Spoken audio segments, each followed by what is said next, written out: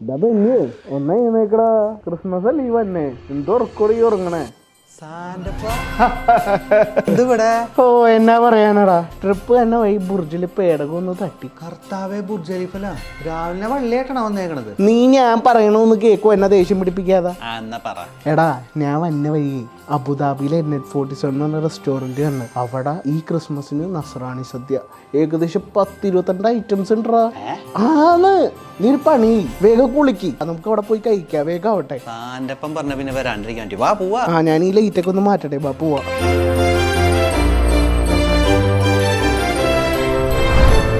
എല വന്ന് തുടങ്ങണ്ടേ? സദ്യ പോരട്ടെ. ഇല വിരിച്ച പാടെ നമ്മുടെ കൊച്ചി കാർണിവൽ ജനസാഗരമാവണ പോലെ നമ്മുടെ ഇലയും വിവിധ വിഭവങ്ങളാൽ സാഗരമായി. ഇതാ ഇലയിലേക്ക് ഓരോ ഐറ്റംസ് എത്തി തുടങ്ങി. പ്ലം കേക്ക്, മുന്തിരിച്ചാറ്, വട്ടയപ്പം, ചിക്കൻ കട്ലറ്റ്, സർലാസ്, കള്ളപ്പം, ഡെക്ക് മപ്പാസ്, സാൾട്ട്, മാങ്ങച്ചാറ്, ബീഫ് പിക്കിള്, പിന്നെ നല്ല ചൂടൻ ചോറിന് കൂട്ടിന് പിടിക്കാൻ അങ്കമാലി പോത്തുലർത്തും, കോട്ടയം ഫിഷ് വറ്റിച്ചതും, അച്ചായം കോഴി പൊരിച്ചതും, പിന്നെ തോരൻ, കാളൻ, മെഴുക്കുപുരട്ടി, പരിപ്പ് കറി. സാരപ്പോ ഇത് മാത്രമല്ലോ, വേറെ ഒന്നില്ലേ? നീ ആ പഴവും പപ്പടവും ഈ പാനും കൂടി മിക്സ് ചെയ്തൊരു പിടി പിടിച്ചേ. സംഗതി പൊരിച്ചോട്ടാ. അച്ഛൻ സദ്യ നൈസായിട്ടാണ്. എടാ ഇനി നിനക്ക് വന്ന് കഴിക്കാൻ പറ്റിയില്ലെങ്കിലും തലഭാത്തിലെ നൂണിലും ഡെലിവറിയിലും അവൈലബിൾ ആണ്.